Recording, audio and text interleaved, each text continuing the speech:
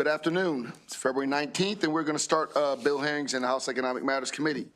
The first bill we have is House Bill 1098, David Frazier-Dago. Dave, if you have a panel, please bring it.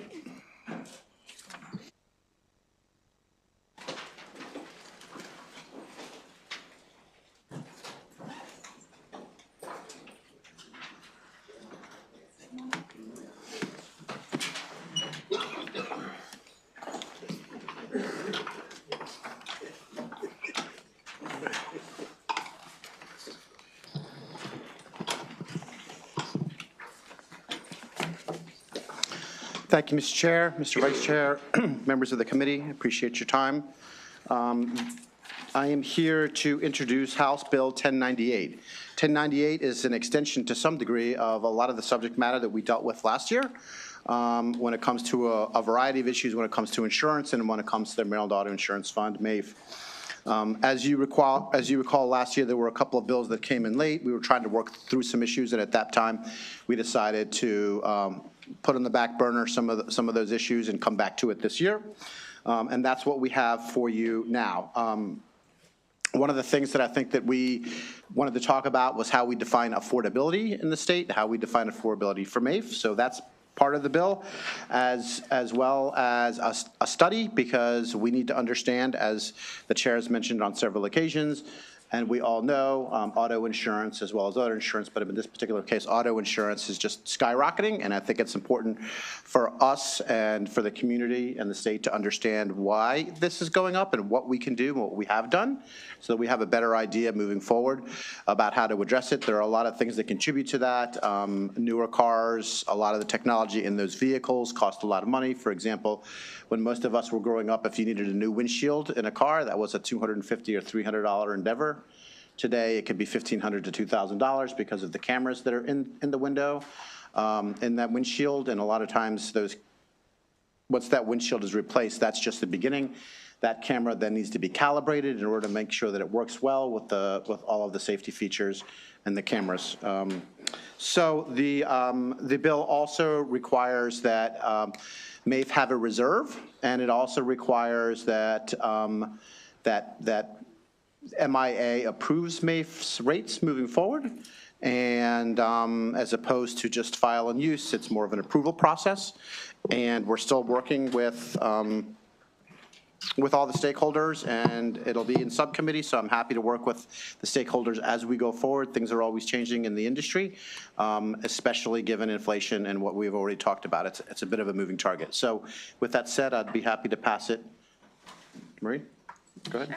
Sure.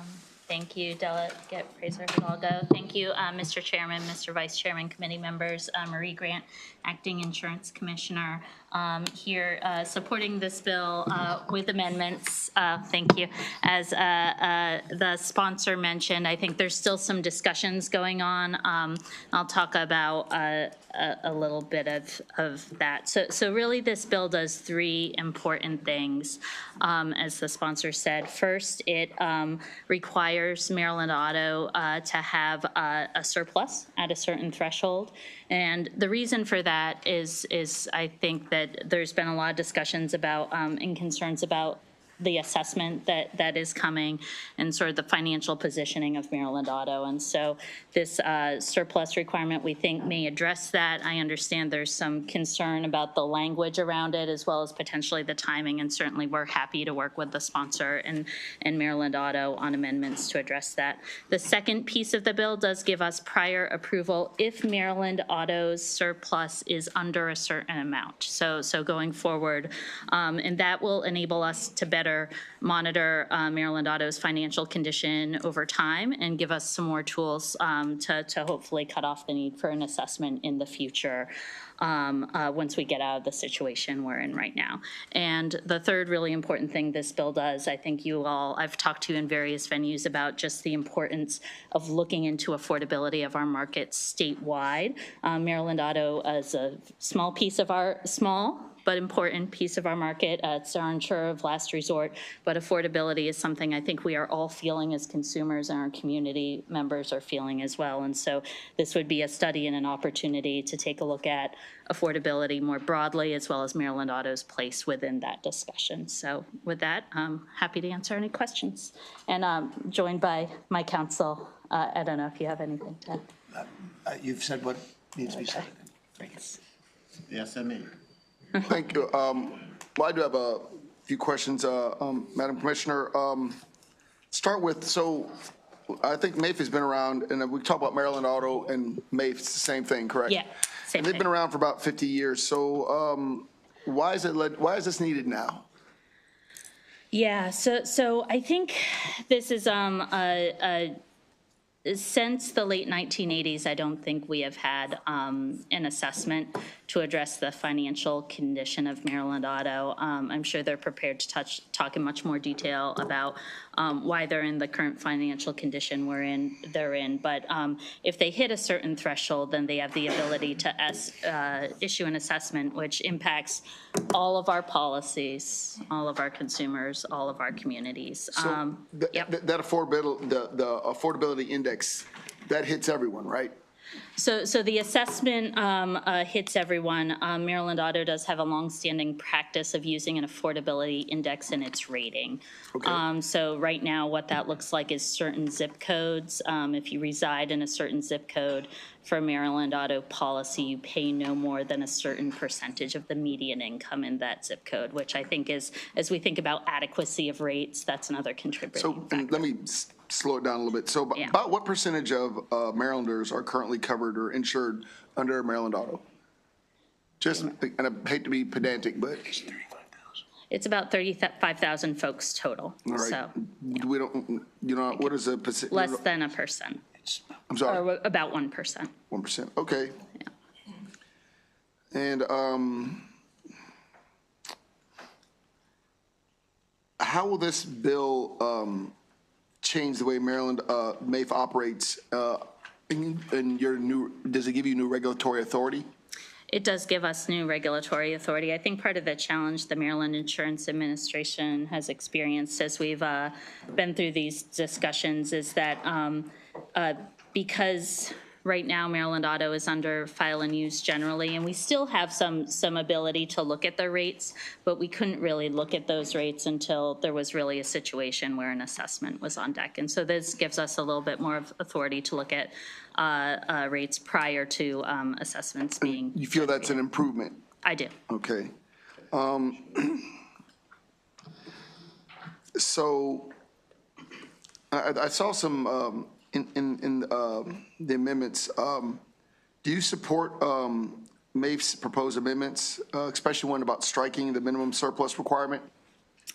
I think that we would like to discuss those amendments with the sponsor and Maryland Auto further. I understand, I think where they're coming from in that some of the ways, they're a very unique plan, right? So some of the ways that they manage their surplus may be a little different from the private industry. I'm not sure I support the amendment as submitted to the committee, but we're happy to discuss and work Sure, on and it. of course, this is up for discussion, and obviously, we have to do what we think is best. I just wanted to get, it would be nice to have your input. Do you believe this bill would stop MAFE from being able to issue assessments?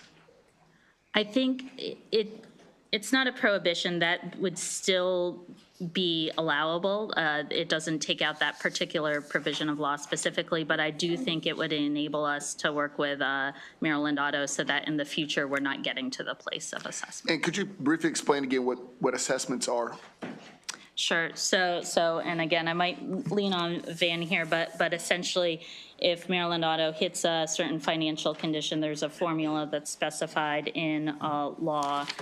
They work with their board to determine an assessment amount for funds that they need. And then there's a look at market share by other auto insurers, and an assessment amount is developed, and those companies then pay that assessment to Maryland Auto. So to simplify to my understanding, what you're saying is that when there's an assessment, all of the ratepayers in Maryland are impacted, correct? This is not something that's done nationally. Correct. It's just for Maryland. Yeah. And it hits all of the insurance companies, correct? That's correct. And I'm going to assume that they're not, wonderful, loving people. They will definitely pass that on through. They to pass assessments on through. That's exactly immediately right, pass them Mr. on through to the ratepayer. Yeah. And Mr. Chair, if I may, that's one of the big impetuses for this bill is to try to get ahead of it so that if we get to that point in the future, it's kind of a last resort and to try to put up some opportunities to get ahead of that particular issue. No, I agree. Doug Harrison.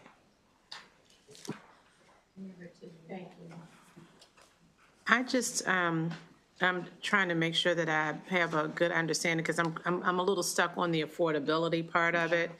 And then also the surplus part. So with their surplus, their surplus basically is what they get their surplus because of the rate that they have to charge the 1% of Maryland drivers.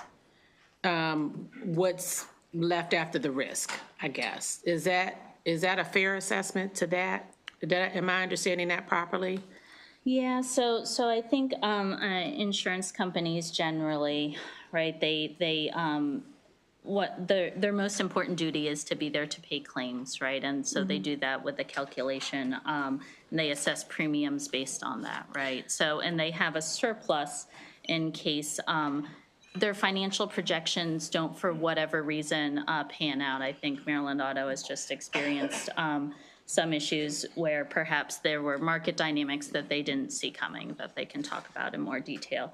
So maintaining a surplus helps to buffer you against those situations and protect you. So, but in Maryland Auto, MAIF, Maryland Auto, MAIF, they charge a higher rate because they are the insurer of last resort. Most of those individuals that they are insuring are in urban areas or lower income areas because the amount of risk that's in those areas. That's what we always hear from all of the insurance companies. That's why the rates are so much higher in my neighborhood than maybe Delegate Frazier Hidalgo's neighborhood. So it seems to me, and I'm going back to the affordability part of it, it seems to me that they may have an issue with the surplus because they have to pay out so much more. But the individuals who are utilizing that service, MAIF, they're paying a lot more for their insurance too. So maybe they'll be addressing this when they come up, I'm not sure. But is there, could that be the issue why they may have, they be in the situation where they are now because of risk? We hear about all of the insurance carriers that are charging so much more. And I know we've had this conversation before. All of our constituents, neighbors, friends, and loved ones are saying, why is my insurance so high now? Yeah. And so it would be the same thing for those with MAIF, but MAIF, I guess, can't have the level of profit that that the standard insurance companies can have, which could cause them to have the lower surplus. Am I going in the right direction? So Delegate Harrison, I hear what you're saying, but I want to give a little bit of history, if that's okay too. MAIF actually did have a pretty robust surplus for a very long time. Until in 2017, the law changed. So prior to 2017, MIA did have prior approval over MAIF for Maryland Auto's rates. And since that time, it has been file and use. And so there have been very limited oversight of MIA over the rates. And so, during that time, I think MAIF has consistently filed for less than indicated rates. So they have an indicated rate of what the risk is and a proposed rate that they've been filing. And so I think that has resulted in the situation we're in. We're happy to discuss with you all. I understand the concern about surplus. I think those can be managed through a timing discussion or a level discussion. I think there's changes that can be there, but I think it allows us to build over time. And just the last thing, I just want to reiterate, MAIF's about 35,000 folks. I think a little over 6,000 folks, although they'll have the latest numbers, are in those neighborhoods that are impacted by their affordability index and those particular zip codes. So it's not a ton of people. It's often high-risk drivers. But to your point, there is a broader conversation we need to have about affordability and looking at affordability in the state. MAIF is a piece of that puzzle. It's that last resort, small, high-risk piece of that puzzle. But I think this bill allows us to do that big look and to look at MAIF in the context of those discussions. And Delegate, if I may, I think it's important to mention it's not just those neighborhoods or just those zip codes. It's also their driving record. That's a big piece of it as well. And I think we need to recognize when there are people that need insurance because they've had some significant challenges or made some poor decisions or some bad luck. That's also a big piece of what those rates look like.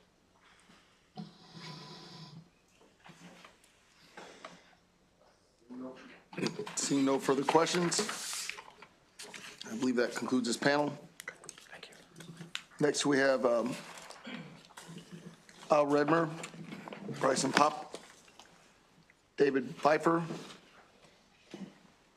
Devon Brown, and Joe Dehaney. Sir.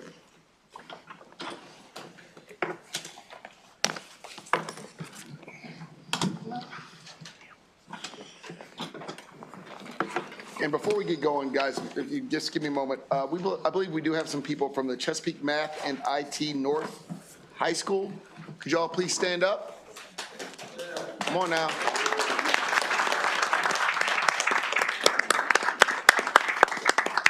And I think they were here to watch business being done, but it looks like they're being escorted out. But hopefully you enjoyed. Hopefully you enjoyed yourself. Thank you guys very much for coming. Go ahead, gentlemen. Good afternoon, Mr. Chairman. My name is Devon Brown, and good afternoon to all the members of this committee. I am honored and fortunate to be the Government Relations Manager for Maryland Auto Insurance, and I'm here on behalf of HB 1098. And before I introduce our panel today, I just want to say not only do I come here as a representative for Maryland Auto, but I come here as a person that understands the people who Maryland Auto serves. These folks come from the same communities that I grew up in. A lot of them come from urban communities like Baltimore City, where I grew up in East Baltimore, went to school in West Baltimore. A lot of these young people that we serve are in their 30s like me. They drive a 14-year-old car. They're trying to figure out life, trying to figure out whether or not they should pay their rent, pay their car insurance. They call a private insurance agency, and they tell them we can give you coverage, but you got to pay 40%. We know they can't afford that. They call again, and they say, you know what, we can give you car insurance, but you have to have a home insurance policy. Many of them, they don't have a home at 30 years old yet. And so Maryland Auto has been doing the work that the legislator 50 years ago has set to do, which is to provide auto insurance for those who cannot get it. And for 40 plus years, we have been doing that. We have been making sure that we keep uninsured motorists off the streets, but also being able to provide insurance for those who just can't get it because the cost of living is just too high. And so we are honored and excited to work with the MIA to ensure that we continue to do the work that you guys had set for us to do. It was the legislator who asked us to consider affordability. We've been doing that, and we've been doing it well. And so on our panel, we have Director Al Redmer, we have our COO officer, Dave, and we have our General Counsel, Joe Danahy, who will be also giving testimony on 1098. Thank you, Mr. Brown. Before we get going for that, I just want to clarify, I want to make sure because I think sometimes when you hear, this is not a, MAIF is not a model for individuals that are poor, right? That's not the goal. It's not, so because you talk about people that look like you and me, I will, say that I think that anybody at this table can qualify and get MAIF, especially if they have a driving record that is not good. I don't presume that people that look like you and I are the only ones with those driving records. And I say that because I do clarify this as often as I can, that when we can be race neutral, I'd like to be race neutral. And in a case like this, I don't believe that African Americans were the target for MAIF upon its development. To my understanding, and I may be wrong, it was people that could not qualify for other insurance due to a bad driving record. Now, if there's something else that I'm missing, I'm sure you'll let me know, but I don't believe this was specifically targeting poor folks or African Americans. Because actually, and sometimes your rates aren't overly cheap anyway. They're not. So I just want to make sure that we, as we move forward as a body, that we understand, because there are people that are very sensitive to things that aren't race neutral. And I want to make sure that we are not trying to, in this day and age, defund MAIF, get rid of an organization because of a supposed DEI issue or something like that. To be clear, this isn't for black people. This isn't for black and brown people. This is for all people. Bad driving records or something that stops them from getting other insurance, not just because they look like me. Go ahead, sir. Yeah, Mr. Chairman, you're exactly right. This is not, this is certainly race neutral, just to elaborate on Divine's comments. Disproportionately, I'm not going to say low income, folks that have had financial challenges have to come to us because the standard market won't take them. So as an example, if somebody has a financial challenge and their insurance with a standard carrier is canceled because they couldn't pay it for a couple of months, and then they want to get back into the marketplace, they're not going to get coverage probably with a standard carrier.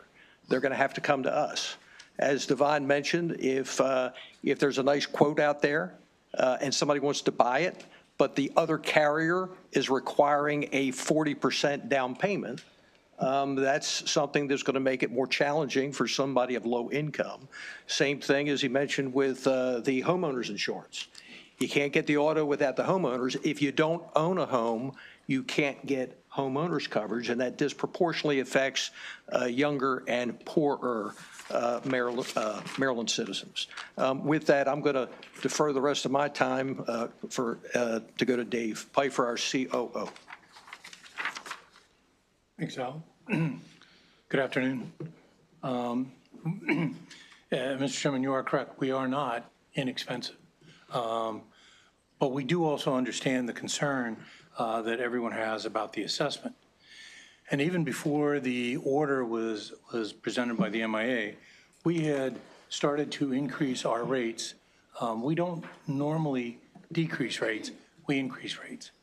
And as of January, our rates went up 13.8% on premiums that are already some of the highest in the state. We are also, because of the order, going to be raising our rates again in July. That will be 2 rate increases in a single year for our customer base, and by the end of 26, the affordability or our rates have to be adequate according to the order. We are very skeptical that we will actually be able to raise rates in Baltimore to read adequacy. That'll be a 40% increase in those rates over the next 2 years. We're not sure that will help the situation, because our customers don't leave us and go to Geico or Allstate or anywhere else. They leave us and they become uninsured.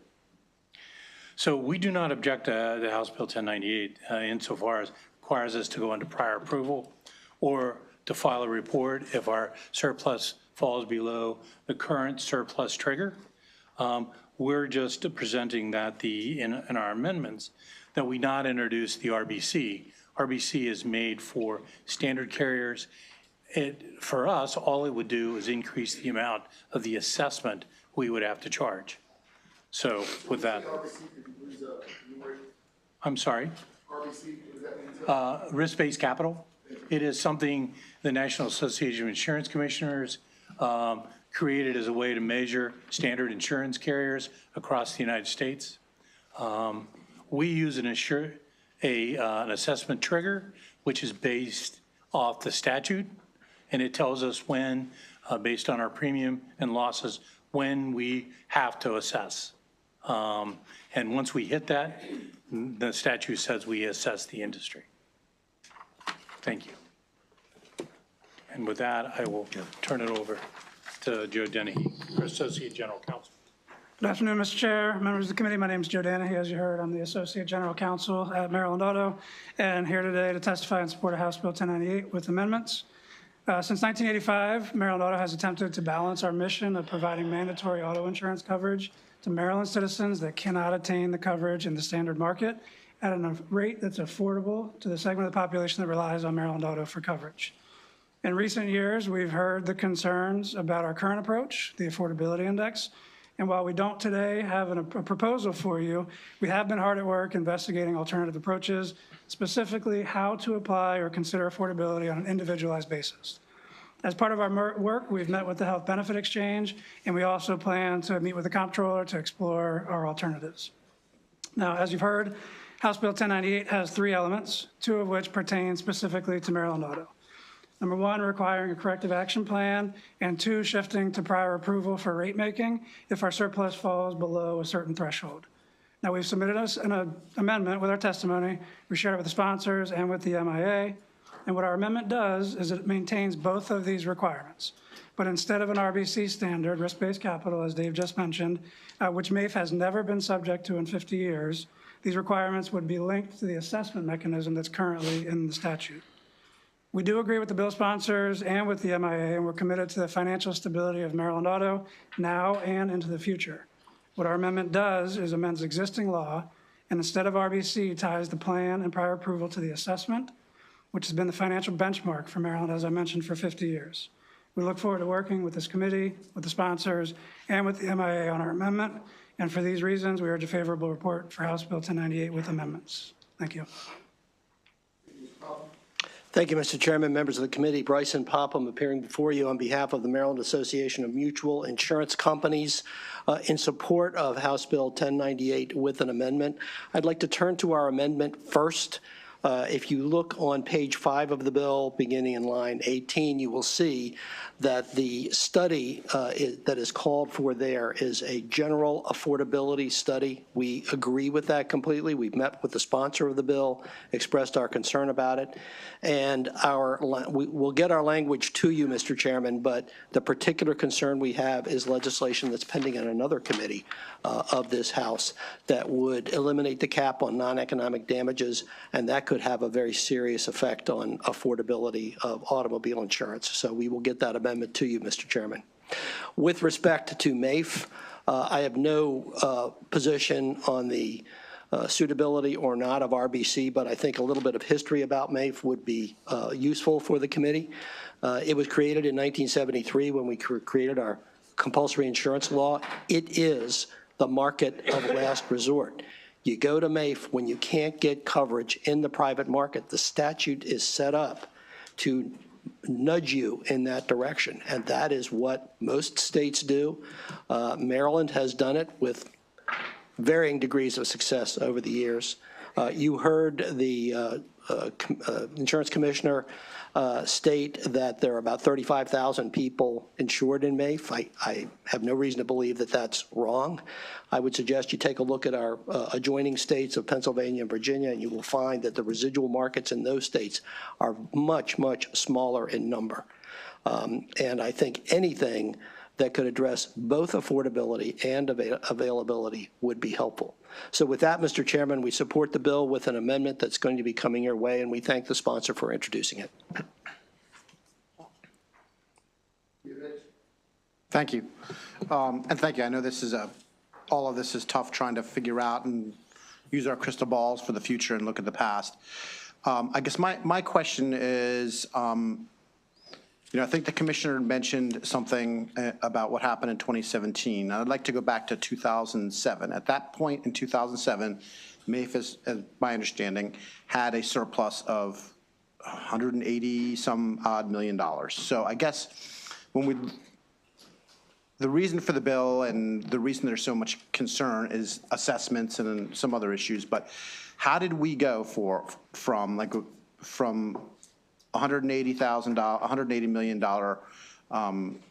surplus to where we are now? And the reason I ask is because that triggering the assessment is the main reason we're here with this bill. So what happened in 2007 and or about that time? What's happened in the meantime that triggered those losses as far as the reserve is concerned? And what, in your mind, what can we do to fix it? Because at a time when insurance rates have doubled and tripled, that's why this has become such a hot issue, because they have doubled and tripled. And to add an assessment on top of it is probably, that's where there's so much concern and angst. So I'd like to just kind of throw this big wide net out there and then let you all kind of discuss it. Yeah, so I can't give you the internal Maryland Auto operational circumstances that far back. I've been here for 5 years, but I will give you a historical perspective about the market. So with the advent of technology, the standard insurance market will generally take risks today that they would not have taken 20 years ago. So an insurance company, they want to be able to identify risk, quantify the risk, and appropriately price the risk before they're going to give you a policy. Right. So if we go back when I was a young guy in the insurance business, and you wanted to go to your local insurance agent and get a quote, they would take a book off the shelf. They'd ask you a half a dozen or a dozen questions: your age, what kind of car do you drive, whatever, and they would manually create the rate based on those 6, 8, 10, or 12 factors. Well, now with technology, publicly available data, and sophisticated algorithms, now they'll ask you the same 6, 8, or 10 questions. They'll go get big data, and they'll put it through their sophisticated algorithm. Now, instead of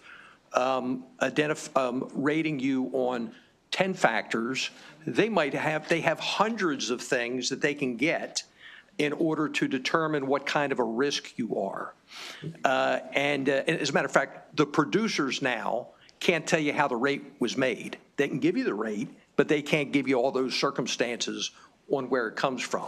But based on all the publicly available data today, insurance carriers are much more comfortable identifying a risk, quantifying it, and pricing it. So because of that, in 2025, insurance carriers are going to take risk that they would not have taken in 2027, not because the risk is any better or worse, but because they've got the tools to quantify the risk and create a premium. Now let's go to May, and I showed you this chart in our briefing a couple of weeks ago. Let's go back to May of 2020, when I arrived at Maryland Auto. We had about 35,000 policyholders at that time. And if you remember May of 2020, it was when I thought we were at the end of the pandemic. It was the beginning. The state was locked down. Nobody's driving. If you're not driving, you're not hitting things. So all the insurance carriers finished 2020 flush with cash. Business 101, you've got to invest that cash somewhere. And they decided, many of them, that they were going to buy market share in Maryland. And they did it by reducing their rates a little bit, but more importantly for us, they liberalized their underwriting. They began taking risk in 21 and 22 that they would not have taken in 17 and 18. Our policyholder count went from about 32,000 in May to, we bottomed out to around 19,000. So now we're not doing anything different. We went from 32,000 to 19,000 in a year and a half. Now, beginning in around the middle of 2022, the economy is opened back up. As you know, driving around, people are driving faster and crazier than they ever have. The demolition derby is back on, And insurance carriers around the country lost historic amounts of money. Historic. I think State Farm lost like $12 billion in a year. And no matter what industry you're in, when you lose that kind of money, you have to fix it. So they fixed it by doing a couple things. They increased premiums, but more importantly for us, they stopped writing new business. They got very conservative with their underwriting. They stopped appointing new agents. They stopped marketing. Think about the Geico commercials you see today compared to 5 or 6 years ago. You don't see them because they don't want the new business. So because of that tightened underwriting and them not wanting to write new business, we're not doing anything differently. Our policyholder count went from 19,000 up to about 45,000. We more than doubled in a 2-year period. Now, as we look at the crystal ball, and again, we can't predict what the rest of the market's going to do, but we actually follow their earnings calls and try to keep, so they're beginning to turn the spigot back on again. Some are beginning to appoint new agents. Some are beginning to advertise now a little bit more. They're gonna tip their toe back in the market, start to write a little more business. So if you look at our financial projections, we are anticipating our policyholder count will drop by about 20% through 2025.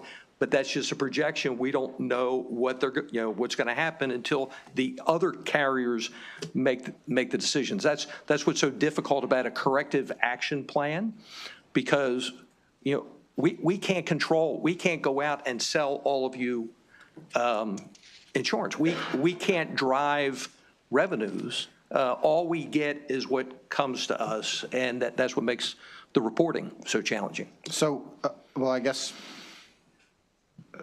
Back to my, thank you for all of that, because it helps set the stage. But back to my original question, can anybody on the panel answer what happened to $184 million? I guess that's my big question. Like, so, is that a question of the definition of affordability, or where did $184 million go? So I'll see if anybody has the historical perspective, but I can tell you the last 5 years it's all about affordability. If you look at our financials, we ended 2024.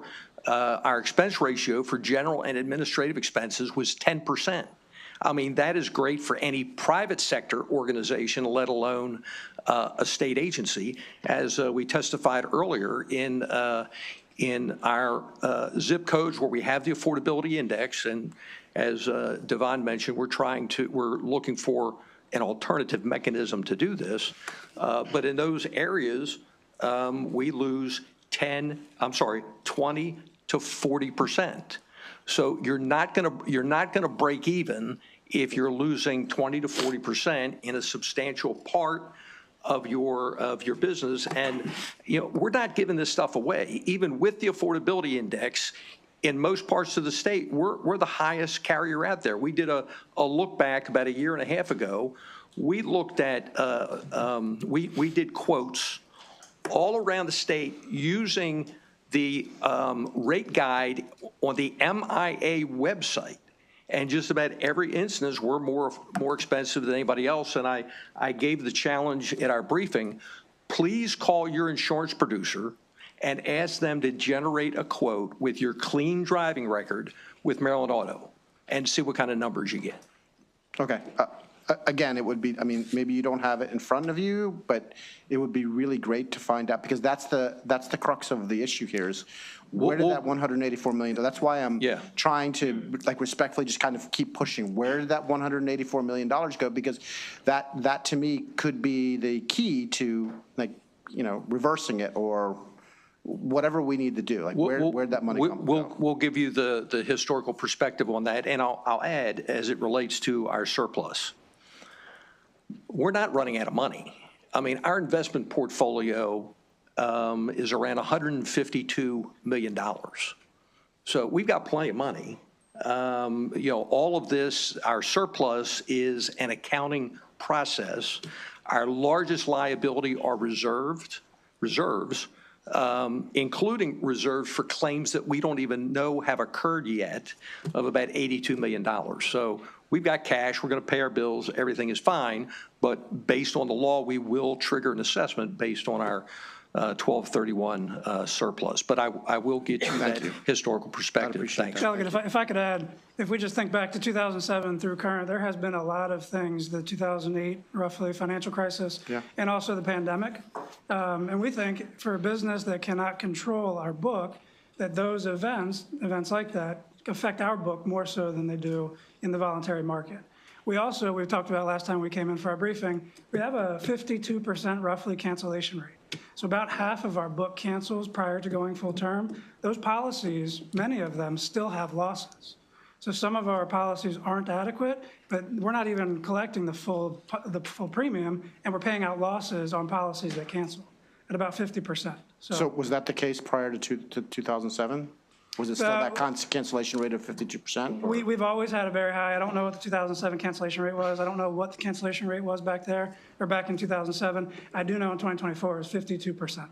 Okay, but you see where I'm going. I'm just trying to kind of drill in and dig in on, okay, thank you. Yep. Thank you. I'm going back to the affordability piece because there's something that you mentioned, Mr. Redmond. You talked about many of the people who are coming are those who've had financial challenges. They couldn't pay their insurance perhaps with the standard, so they come over here.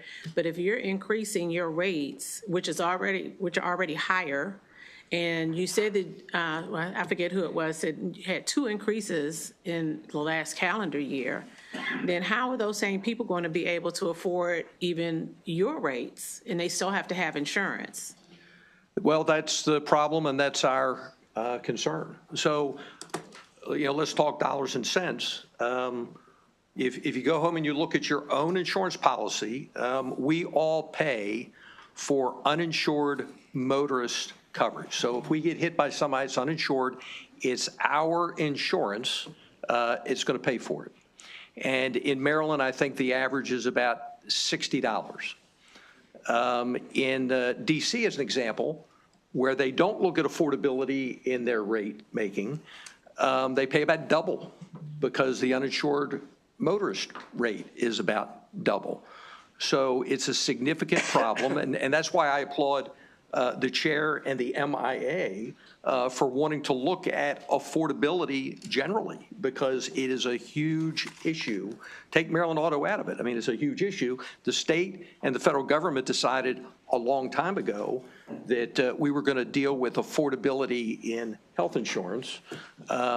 We really haven't done that on the state level yet with auto insurance, other than the small impact that we try to make.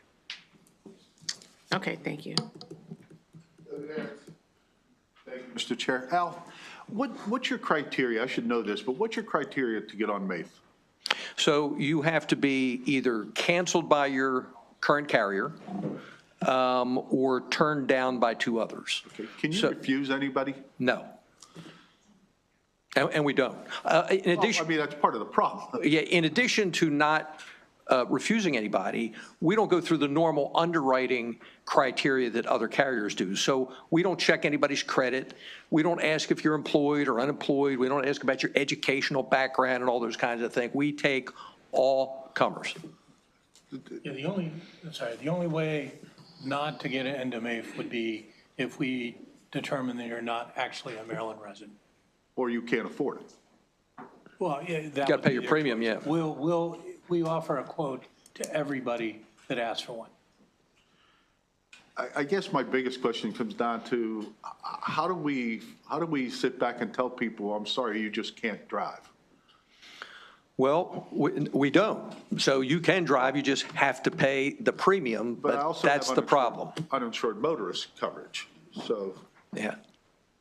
Yeah, we got a lot of people that drive uninsured. So as I think Joe mentioned, our cancellation rate is about 52%. Now, some of these people, some of the folks that we take, and I'll use the one that had a lapse in coverage. They've got a lapse in coverage. They can't get insurance anywhere. They come to us. Now, after they're with us 6 months and they can prove they've been insured for 6 months, now other carriers will take them. So some of these 52% that cancel will go back into the standard market, but others, they buy an old clunker they get a policy from us, they go to the MVA, they get their tags, they stop paying their premiums, but they keep driving for the next 2 years as an uninsured driver. So we see all of the above. And, you know, going back to folks that have financial challenges and going back to the pandemic, you know, the folks that had financial challenges, these are the folks that got hit first. They got hit the hardest, and they've been the slowest to recover from the pandemic. And we still see that. Okay, so the problem is, you're sitting back saying we're going to have another rate increase, and this is just going to continue. Correct. There's no way to stop this. So the more unaffordable it gets, the more I'm going to drive without it, and the problem just grows and grows. There's got to be a solution. I just don't know what that is. Well, and as we said in our written testimony, and we'll repeat here today, we are looking forward to working with the subcommittee and the insurance administration as we work through these issues, because they are big issues. Okay, thank you, Mr. Chair. Mr. Chair, you just said that you had $154 million in reserve. No, we have $152 million in our investment portfolio. When you subtract our liabilities, our surplus is around, Joe?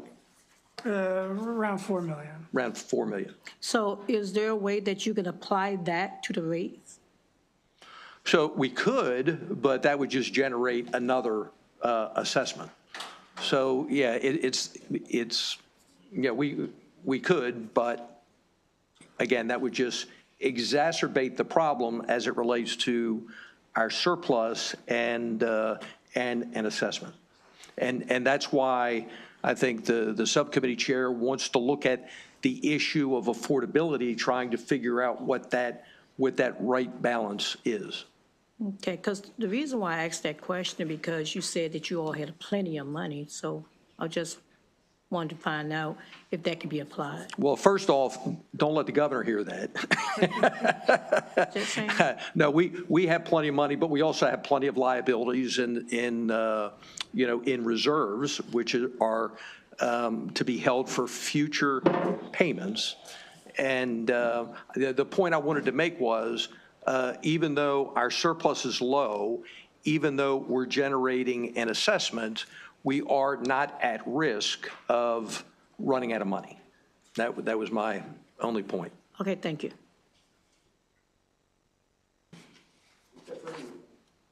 I'm sorry?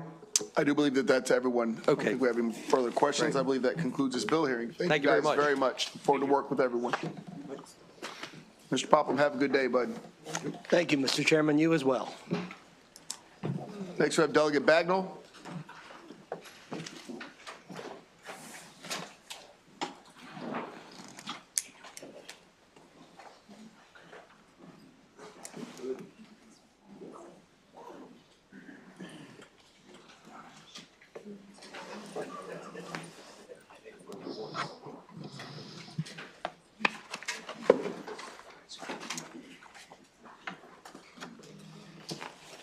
Good afternoon, Mr. Chair, Vice Chair, and members of the Economic Matters Committee. For the record, I'm Delegate Heather Bagnall, District 33C, Anne Arundel County. Thank you for the opportunity to present House Bill 1046. You have my written testimony, so I will summarize. You may recall House Bill 695 from last year, which would have required consumers be notified of technical service bulletins, or TSBs, for a motor vehicle at the point of sale. I shared with this committee my less than unique experience of purchasing a vehicle with a TSB of a decade-long issue, which resulted in a complete engine failure requiring a new engine.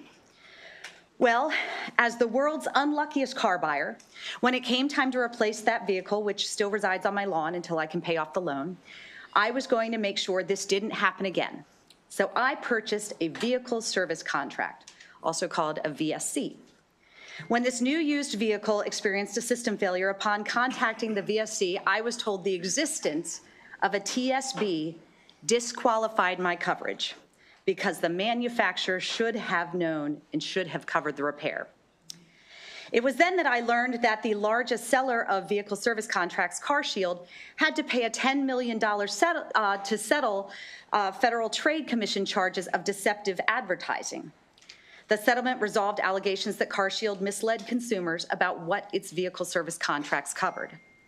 Although my experience is how I learned of these issues, they pose a significant challenge to consumers who are continually left holding the bag because the deck is stacked against them, with manufacturers, dealerships, and now vehicle service contract providers all pointing fingers at each other, saying, "Not my problem." But it's a big problem for consumers, costing thousands of dollars. House Bill 1046 intends to level the playing field a little. Now, in working with the Attorney General's Office of Consumer Protections, we identified that the language I received from drafting for this bill requiring truth in advertising was, thankfully, already covered in another area of code, which does make it a bit ironic that there is opposition as it is existing law.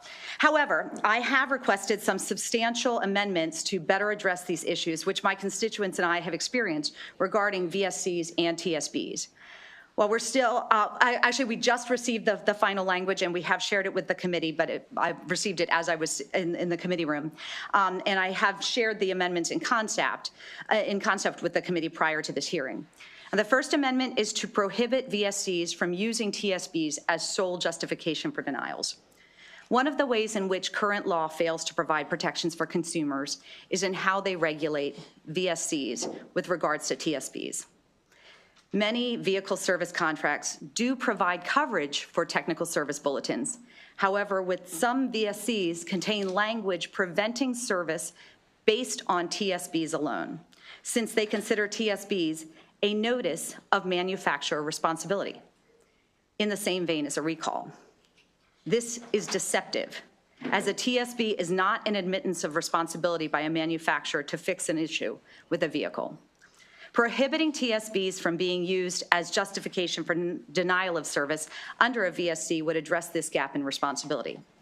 The second amendment is to create a work group to make recommendations on the best way to provide notice of technical service bulletins to consumers. This is a more direct continuation of last year's bill. While we came close to a workable bill, we need stakeholders to come to the table and provide input on this issue so we can find a solution that gives consumers the information they need to make informed car purchases. House Bill 1046, as amended, is another small attempt to provide consumers with more information related to TSBs. This bill will promote transparency in the industry and ensure Marylanders have the information they need to make an informed decision when purchasing vehicles and entering VSCs. I respectfully ask for a favorable report on House Bill 1046 with the proposed amendments. Delegate, I appreciate your testimony. I would love if you wouldn't use so many acronyms, because we're scrambling here trying to figure out what a TSB and a VSB. I'm sorry, I was trying. I know you're very familiar with this, but we're hearing a lot of bills, and we're all I'm trying to figure out what it is. Could you break down what a VSB and a TSB Absolutely. is? I apologize. I was trying to use acronyms for the sake of time. So again, a TSB is a technical service bulletin. This is there we go. I remember this is essentially this is essentially a notification. It's really a guideline for a mechanic on how to do a repair that has been identified as a common issue, and it can range from anything from a simple failure of like a button, or to a window blowing out, or a complete systems failure. I know, but I don't think my vice chair knows. Was it the VSB? What was that? And that is a vehicle service contract. The one that most people are familiar with is something like CarShield. It's essentially a service contract that acts in place of an extended warranty. Thank you. So it covers certain repairs, and you're basically insured against those repairs. But the existence of a technical service bulletin is being used as justification for denial of those claims. And last year, I know you had this bill. Where did it get caught up at? Do you remember? We were working with the stakeholders, and the big issue we had was between the certified dealers and the third-party dealers, because the certified dealers had access to proprietary information in that everyone has access to technical service bulletins, but they don't have access necessarily to technical service bulletins as they relate to a VIN. So if a car has had work done, if there have been things that have been identified and or repaired, only certified dealers actually have access to that information because it's proprietary. I understand. Thank you. And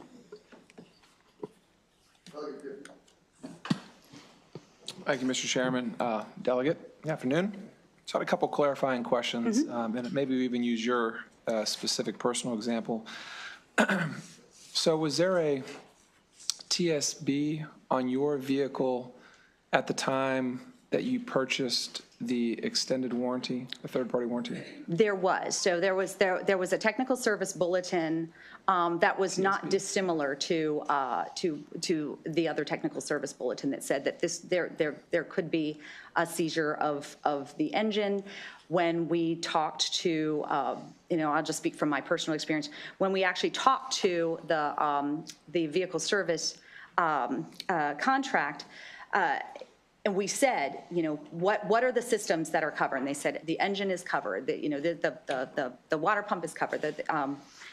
But then when we actually did have a systems failure and we called, they said, oh, well, there was a TSB out on that vehicle, and so therefore we will not pay this claim. And I actually had them give that to me in writing because I didn't believe that was possible.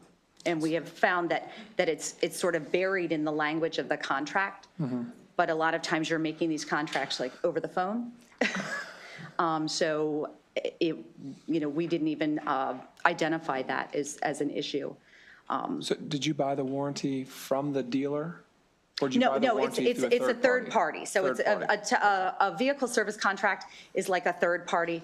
It doesn't have to be, Yeah. but in your case it was. It doesn't have to be, Right. yeah, because dealerships dealerships do also offer these vehicle service contracts. All right, so in the contract, just so I clearly understand, so in the contract that you purchased, there was language in there that said, if there's a TSB, then that portion of the contract would not be covered, or Correct. something to that effect. Okay. And so the original intent, I know you sent an amendment here, but the original bill, just so I understand the context, it was a notice, or it was to say that if a third-party warranty provider sold you a warranty and there was an open TSB, then that third-party warranty would still have to honor those covered parts because they didn't do the due diligence to see if there was a open TSB on the particular vehicle in which they were selling coverage. Is that correct? So the original bill was basically mirroring the language of the Federal Trade Commission, their settlement, which prevented misinformation and false advertising. When we talk, as I mentioned, when we talked to the Attorney General's Office of Consumer Protections, they said this is covered in another part of the law. However, you are correct that these vehicle service contracts, some are burying this language around TSBs, some are not. Some honor them regardless. And what our amendment says is that if you want to do business in Maryland, you can't use the existence of a technical service bulletin as the sole reason for denial of a claim, because a technical service bulletin is not an admission of responsibility by a manufacturer. It is just notification to a mechanic as to how to fix that. And then final two quick ones, and I apologize. So are TSBs publicly viewable by anybody? They are on a national website, but most consumers don't even know about them. They are not on like a Carfax. They're not something that is offered at point of sale. That was the bill last year, was to require that purchasers be notified, and we ran into some issues with that. If you don't know about them and you don't know to look for them, you wouldn't even understand what the existence of a technical service bulletin would even mean as regards to nullifying your vehicle service contract. And then the last one is, if a TSB popped up after you purchased the third-party warranty, what are you suggesting should happen at that point? So like you buy full coverage, right? You know, covers everything under the sun, right? Platinum package. And then 2 years later, you know, it's a 10-year warranty or 5-year, whatever you want it to be, but 2 years later, a TSB pops up on something on your vehicle. What should happen then? Well, if you pass this, it wouldn't matter because all we're saying is the existence of a technical service bulletin doesn't nullify the existence or oh, you're saying in terms of notifying a purchaser? I'm just saying, like, so you buy the warranty, right? And then 2 years later, a TSB pops up, and then a year after that, you go to make a claim. Like, can they, would this still apply where they would have to honor, or? Yes, because it's the existence of the TSB that we're saying can't be the sole reason for a denial of claim. So if a TSB occurred after you purchased a warranty, it wouldn't matter because it would already be covered under that warranty. Just that's different than a point of sale issue, right? And that's just a Right, different. that's separate from a point of sale. So the point of sale issue is just acknowledging the existence of a TSB. You wouldn't have to like retroactively notify under this bill. Okay, all right, thank you, Mr. Chairman. Thank you, Mr. Chairman. So just to kind of bottom line this, because there's been all these acronyms being thrown around. Essentially, if somebody purchases this VSC and they don't know about the technical service bulletins, then if something occurs later that's, let's say, something engine related, and it was just a thermostat or something small, and they could use that as an opportunity to get out of paying for what you thought that they should pay for, what in your mind or the consumer's mind they thought they were buying. So they could take some small technical services bulletin and hang their hat on it. And your assertion is that some of these some of these VSCs like CarShield are doing just that exact thing on purpose. Because there's probably dozens of technical service bulletins for these vehicles, from how to change a light bulb to a transmission repair or something like that, right? That is exactly correct. So we have a couple of bad players that are basically taking advantage of the situation, and that's essentially what this bill does. That's essentially what this bill does. You can't do that anymore. If there's a TSB, that is not a get-out-of-jail-free card. You still have to pay to fix that car. If it's $500 or $5,000, you're on the hook for it, because that's what you basically sold to the customer, and the customer unwittingly didn't even know that there's such a thing as a TSB. That's exactly it. And these vehicle service contracts, they're not expensive, but they are, I mean, they're you know, there's $150 a month, $100 a month. Yeah, we've seen ads for them. So they're, you know, they're not, all kinds of movie stars. They're not inexpensive. I don't think they buy them for their Ferraris, but they tell us we should buy them. So well, and funnily enough, Ice-T actually got in trouble for his representation. That's what I'm referring to. I remember seeing he those. He was part of the settlement agreement because he you know, he was. Thank you. Thank you. Just briefly, thank you. So when you bought the CarShield, the CarShield didn't run a VIN check on your car to see what TSBs were out there? No. Okay, I'll wait for them. I mean, unless they did and didn't notify me, but they didn't. It would make sense to me that if I'm going to do that, if I were CarShield, I would sit back and say, what's your VIN number? I would key something in, and I would get a list of all the TSBs, if you will. And then I would make that determination. If you knew there was a TSB and you got CarShield, that's kind of not the right way to do it. If you knew something was wrong and then you went to CarShield not telling them there's a TSB out there, because they know they got maintenance up front. Oh, this was a maintenance that they were well aware of. Okay, I'll wait for the people against. But that was actually why we asked that specific question of is this covered? Yeah, and that was when you bought it. You asked that question. When we bought it. Thank you. Thanks.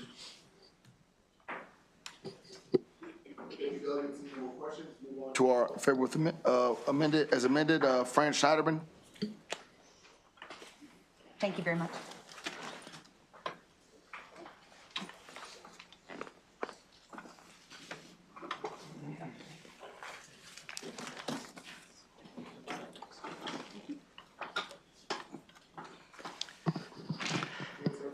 Thank you. Thank you, Chairman Wilson, members of the committee, for the opportunity to address the bill, and thank you to Delegate Bagnall for bringing the bill and addressing the issue. I do support the bill as amended because as amended, I think it provides some important protections for consumers. As originally drafted, it kind of just restates what's already in the Maryland Consumer Protection Act, so it doesn't add much in the way of new protection. But these vehicle service contracts really are a serious problem for consumers.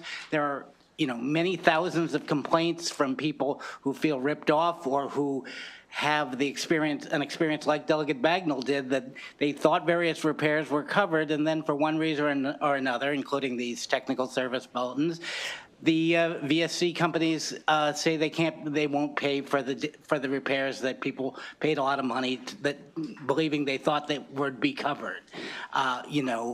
Now, the technical service bulletin specifically, a lot of manufacturers issue those and other kinds of warranty updates, and sometimes the manufacturers do have warranty campaigns where they pay to fix those kind of things, but they're under no obligation to do so, and those are actually fairly unusual. So the assumption that the manufacturer is going to take care of it because it's covered by a technical service bulletin just isn't accurate.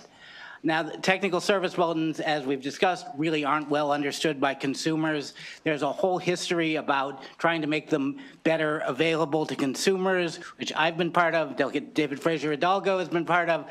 Maryland passed a law in 2007, another law in 2016. NHTSA has worked to make these things better available on its website, the National Highway Transportation Safety Administration, but very few consumers know what they are and know what they mean and what kind of implications they may have. So I think it would be great to look at this kind of limit on what the reasons VSCs use to deny coverage, and also to look at better ways to make the TSB information available to consumers. Thank you. And if you guys have questions about TSBs, I can try to tell you more about how those work. Sure thing. Seeing no questions at this time, sir, thank you very much. Now we have Michael Johansson and Peter Kitzmiller.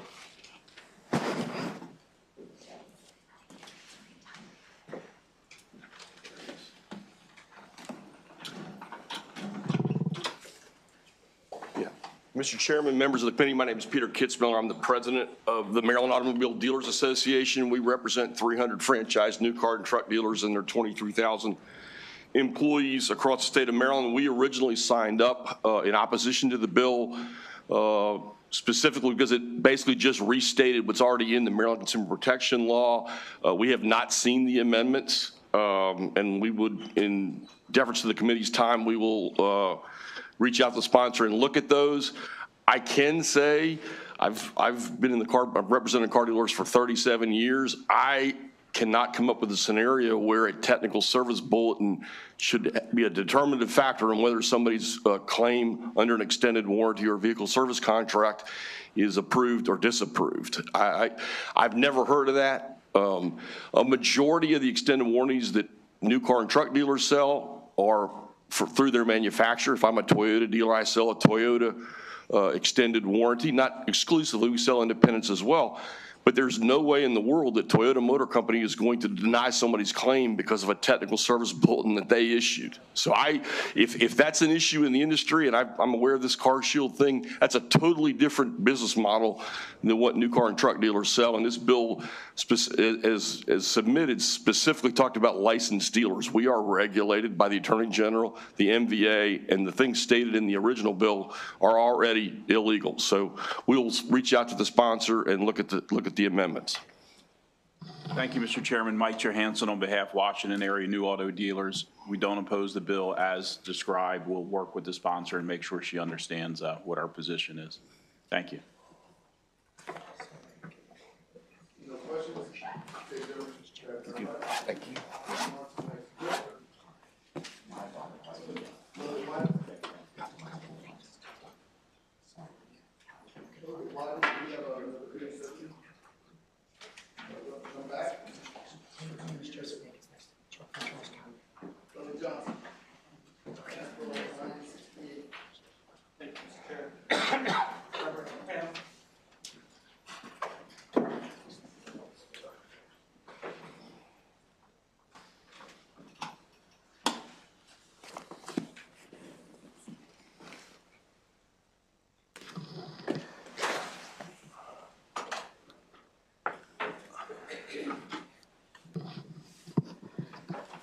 Thank you, Mr. Chair. Members of the committee. Delegate Johnson here in support of and asking for a favorable report for HB 968. This is going to be some riveting testimony here. So this bill aims to redefine what a storage warehouse is versus what a self-storage facility is. We want to ensure that self-storage facilities are not regulated like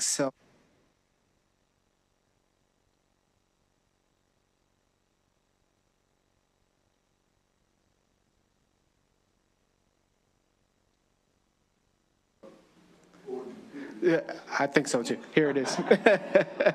So we want to ensure that self-storage facilities are not regulated like storage warehouses. We're asking for a favorable report, and I'll turn it over to my panel.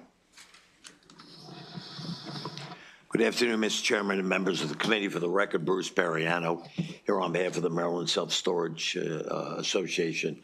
This is a very technical piece of legislation. It's just clarifying for those of you respectfully that were on the committee in 2022, the Clerks Association came through Finance Committee and this committee and did a recodification of all the licenses that they issue as the clerks around the states. And in that legislation, an amendment was put in to be consistent with the law at the time. Self-storage facilities have never had to get a license from the Comptroller's Office.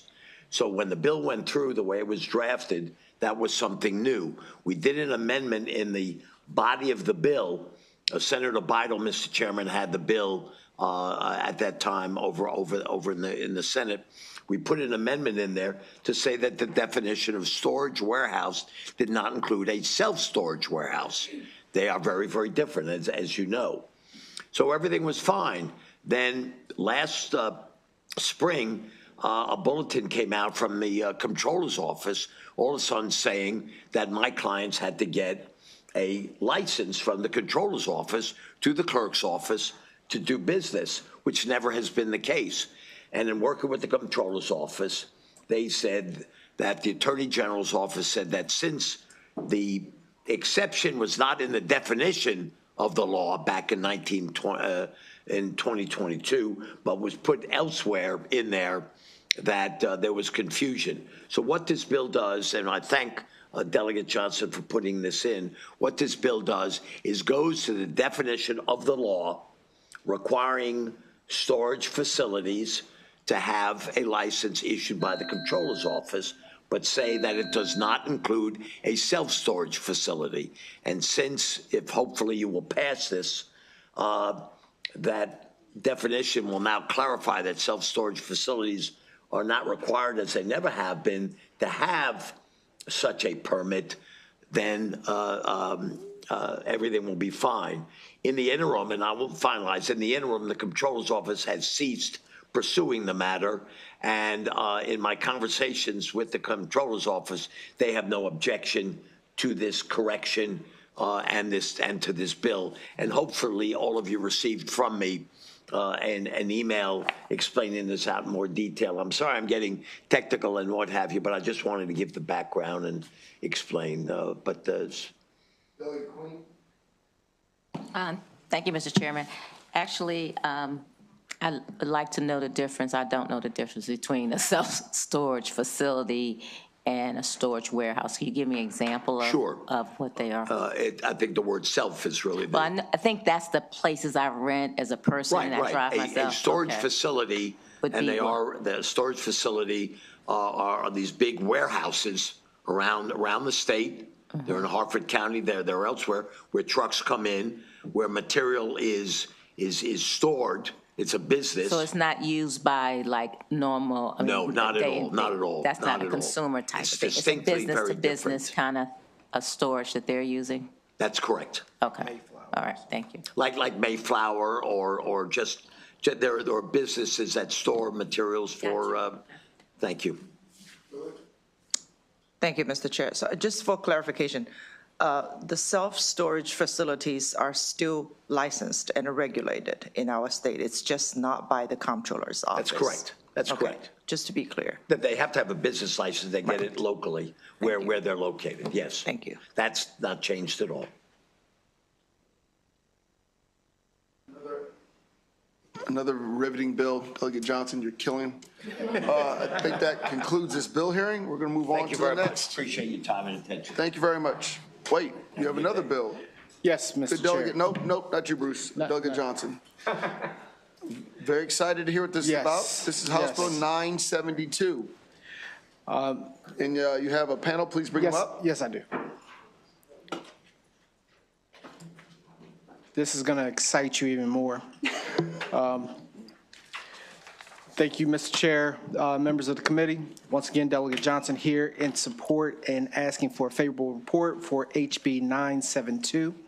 This bill, once again, or this bill is just to, the aim of this bill is to adjust the requirements of the education hours, update the course requirements, and strengthen instructor qualifications for real estate agents here in the state. And once again, I ask for your favorable report, and I'll turn it over to my panel. Thank you, Mr. Chair. Lisa May with Maryland Realtors here in support of House Bill 972. Delegate Johnson hit the high points. Really, our motivation for this bill is to update portions of the code that have been amended piecemeal over time to bring them in line with best practices that we are seeing now in the industry. Some of these provisions have outlived their usefulness, and some of them have been updated in a somewhat contradictory way that creates confusion among licensees as to what continuing education coursework they need to be taking at what point in time. Finally, we are amending how the content of their required education is spread over the required 15 hours every renewal cycle. The result being that licensees will have more instruction in fair housing if they are residential practitioners, and they would have required instruction in ADA compliance if they are exclusively commercial practitioners. I will stop there and happy to take any questions from the committee. Mentioned it. This does not increase the number of hours. It just changes the content of some of the. That is training. correct. Okay, thank you. Thank you, Mr. Chair.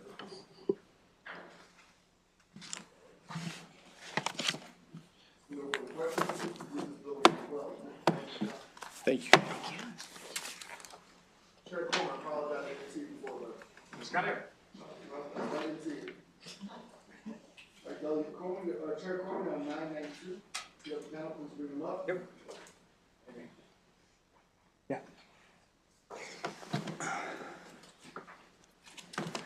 Mr. Chairman, members of the Economic Matters Committee, I'm bringing to you the Franchise Reform Act, HB 992.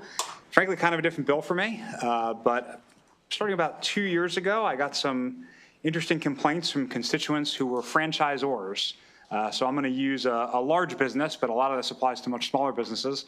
The McDonald's Corporation does not own many of the McDonald's you go to, right? They are a franchisor, and they work with usually small business owners who sort of buy into their product and become franchisees.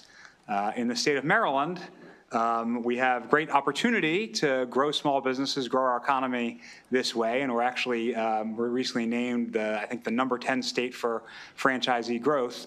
But we also have a really awful reputation and regulatory system. I know some of you on this committee will not be shocked to hear that. When it comes to franchising, we're considered one of the 10 toughest states in the country because of the type of regulations we have, and by some accounts, we're just kind of the toughest even within that because of long wait times that come with our franchise registration and renewal process. So I frankly spent a lot of time talking to my constituents who had concerns about this, engaging with the lawyers with the franchise bar who spend a lot more time on this than I do. and also worked with the Securities Commissioner and the Attorney General's office. And I'll have to say, Mr. Chairman, I'm a little disappointed that they didn't submit testimony or see fit to come here, given how much time I spent talking to them and communicating with them and trying to, frankly, incorporate their ideas into this bill. Once I was at the bill phase, I'm quite disappointed they didn't see fit to show up or even mention to me that they weren't showing up. The good thing is, now they're not at the table. Yeah. We got it. Yeah, I appreciate that, Mr. Chairman. I just wanted to share that frustration with you. But this bill, frankly, tries to put in a few things to make things a little bit easier for franchisors in the state, while still doing the work that the Maryland franchise laws are sort of there for, which is to protect franchisees. We don't want people being taken advantage of. So the basic provisions are to, one, establish a pilot program to allow our franchisors to renew their registrations faster, by providing more information throughout the year instead of providing everything all at once to the AG's office, because the AG's office explained to me that was part of the problem. They weren't getting documentation fast enough. That's why they take so long. Whether that's true or not, this pilot program would help us kind of determine. Number two, there's an exemption in existing law for franchisors of a certain size, basically because I think they're viewed as mature businesses. I would want to link that to inflation. I think that should grow so that we're not capturing more and more franchisors, but truly getting the ones there as an exemption that are the big giants. Number three, and this requires a little bit of a sponsor amendment on my part. I had a little bit of a drafting error, but trying to clarify that when you're bringing actions under the Franchise Act in Maryland, you should be a Maryland franchisee. If you're not a Maryland franchisee and you want to go after a franchisor, there's other ways to do that. First of all, you might have remedies in other states, but in Maryland, you can do a breach of contract or some other kind of civil suit. But to bring one of these actions under the Maryland franchise law, it seems to me that we were trying to protect Maryland franchisees, our constituents, and not a New Jersey franchisee or a Delaware franchisee. Want to make it a little bit more clear for franchisees how long they have to bring a claim. Right now, it's 3 years of the grant of the franchise, but a lot of franchises don't begin operating right away. So want to make it clear that they have a certain amount of years, and that can be after the franchise actually begins operations. And I think some folks might have a clarifying amendment around that. And then also make clear in the law that Maryland franchisees can join franchise associations of franchisees association of franchisees to sort of advocate for those franchisees with franchisors and have a sort of right of action for them around that. So overall, try to look at both sides of the equation, franchisors, franchisees, how to make things better for everybody trying to do business in Maryland. I recognize that there's a fiscal note on the bill of a couple $100,000, and there's not a lot of money going around. And I know there's some other amendments floating out there from different folks who are interested in it. The fiscal note was not posted until this morning, so I think that's triggered some other amendment interest from people. I would just say to you, and I hate to sort of plea this way, but let's please do something, right? Let's do something to make this work a little bit better for the people trying to do business in Maryland, because the current system we have is just not good enough. And I know a lot of you share the commitment that we can do a lot of things better when it comes to developing business opportunities in Maryland. So with that, Mr. Chairman, I appreciate the opportunity. Happy to answer questions or turn it over to the other folks at the table.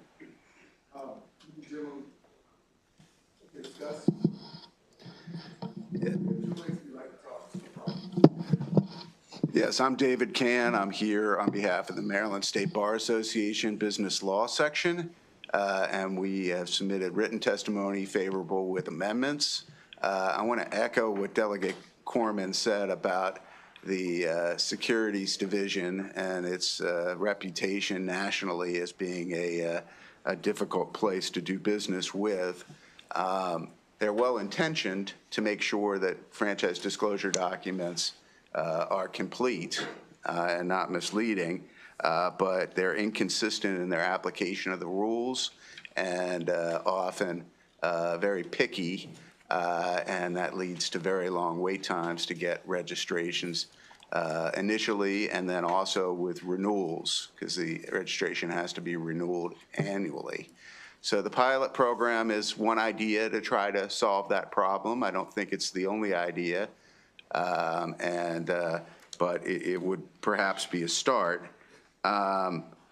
We definitely are concerned that an amendment be added to the bill to make sure that only Maryland franchisees can sue for violations of the Maryland Franchise Registration and Disclosure Law. Maryland is only one of a handful of states that has such a law, and it's a real disadvantage for Maryland-based franchisors to be subject to suit by franchisees all over the country and the world, frankly, if they choose to franchise from Maryland. So it's bad for our economic development and business climate. The right of association is very important, and we strongly agree with that. Once again, it should be limited to Maryland franchisees so as to not disadvantage companies that want to franchise from Maryland and chase them to other states. Finally, on the change to the statute of limitations, we agree that 2 years after the business opens is very reasonable and should be added. Later of 3 years from grant of the franchise or 2 years from opening. We think 5 years from the grant of the franchise is too long because a lot of franchises are service franchises that open very quickly after you get the franchise rights. And if there is a problem with the sale of the franchise, those franchisees will know about it well before 5 years. So that's a little bit too much of a change in our view. Thank you. Yeah, thank you, Mr. Chair, Vice Chair, members of the committee. Thank you for the opportunity to testify today. My name is Matthew Cagle. I'm the Director of State and Local Government Relations at the International Franchise Association. We're here to support HB 992 with amendments. While the IFA appreciates the intent of the bill, which is to strengthen Maryland's franchise sector, improve efficiencies in the registration renewal process, we do want to highlight a few aspects that we believe can be addressed through just some simple refinements that ensure that the bill accomplishes its intended goals without unintended consequences. First, under Section 14227 regarding the jurisdictional concerns, as currently written, the bill would require franchisors to be registered in Maryland before engaging in any franchise sales activity in any state within the United States. That includes states that do not regulate the sale of franchises as well. And the practical implication of this provision impacts not only new franchise sales, but also transfers of existing businesses at the request of the franchise. For example, a Texas-based Marriott franchisee who wishes to sell his business and transfer the franchise will be at the mercy of the registration process here in Maryland, which I think we're all in agreement of, which can be fixed, and Maryland's ability to obtain an order of effectiveness before it may complete the sale, ultimately risking the transaction entirely. And we understand this is surely not the intention of the bill, and to address this, we would recommend narrowing the bill's scope to only franchisees who reside or operate in Maryland. Secondly, concerning the statute of limitations, while extending the claim period increases protections, we suggest a clearer and more precise time frame. The later of 3 years from the franchise agreement date, or 1 year from the date the franchise business opens to the public, which is ample time to determine whether a claim is warranted. And this time frame is also standard practice in numerous states across the country. And lastly, if I may, concerning the renewal pilot program, again, while well-intentioned, as currently written, it may inadvertently add administrative and compliance challenges to an already strained system. And instead of requiring early renewals and establishing what would essentially be a Maryland-only franchise disclosure document, or the FDD, that could lead to inconsistencies with existing federal regulations, we'd like to work with the bill sponsor, the committee, the AG's office, all stakeholders involved to explore a workable program that expedites the review of renewal registrations with only standard and necessary FDD updates. Can you go ahead and wrap it up, bud? Yep, I'm all finished. So welcome the opportunity to work with you all to make sure that this bill is workable. Thank you. And I just ask that for the amendment purposes, while we obviously will be the ones are arbitrating the bill, I would ask you to work with the bill sponsor to make sure this is something he's okay with. And otherwise, because we're obviously going to take what he sends us, and I think in a light most favorable. So please work with the bill sponsor. Absolutely, happy to. We have 2 questions. Delegate Ampry. Thank you, Mr. Chair. Mr. Chair, thank you for bringing this bill forward. Mr. Can, good to see you. As a transactional attorney, I've overseen and worked on many franchise deals where we've worked with, I think I've probably worked on deals of over like 400 franchise transactions. So I understand the issues that they face. Just want to talk about the fiscal note real quick. I know you got it today, but I just want to get on the record, I would say, or I want to hear you all, the fiscal note doesn't necessarily reflect the economic impact that would come as a result of more businesses wanting to work in Maryland, work with Maryland. Would that be correct? Sure. I mean, look, it's tough. Obviously, I have to deal with fiscal notes down the hall also. We don't have dynamic scoring with our fiscal notes, right? So it says $200,000. That's a lot to your chairman. I know it's a lot to me down the hall, but there's a lot of benefit to, not being bound just because there's one, bad fiscal note. Right. I just wanted to make that clear. Yeah.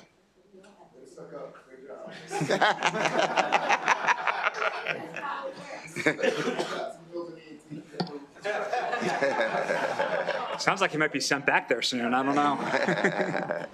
You should try being in the public.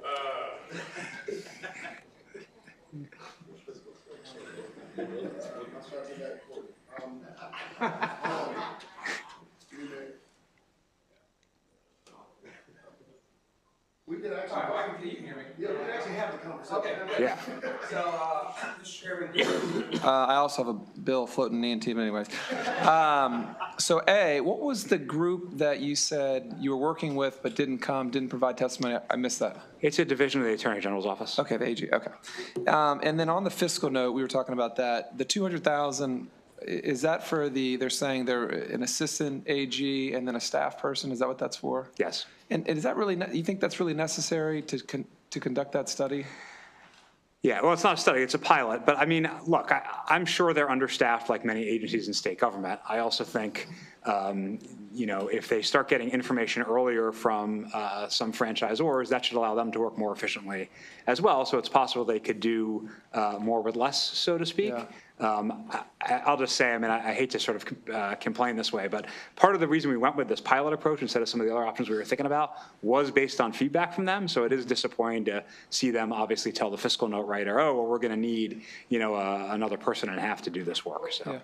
I also want you to know that we would definitely, as a body, keep that in mind when they come in asking for additional responsibilities and authority and power, because I think it's also important to follow up on things that we as legislature need as well. So we'll definitely keep that in mind. I hope that you keep that in mind in your committee too, when they come asking for. Absolutely, Mr. Chair. I'm halfway. Yeah. Dear Lord. So the last piece is I appreciate the concept of maybe reducing the fees, and I do appreciate you acknowledging that there's some regulatory challenges in our state. Welcome to the club. But I'm interested to hear more about the bills. Thank you very much. Sure. I will say it's not a reduction of the fee. I rarely do that. It's a waiving of the fee for this limited pilot project. Whatever. Tomato, tomato. Tomato, tomato. Thank you.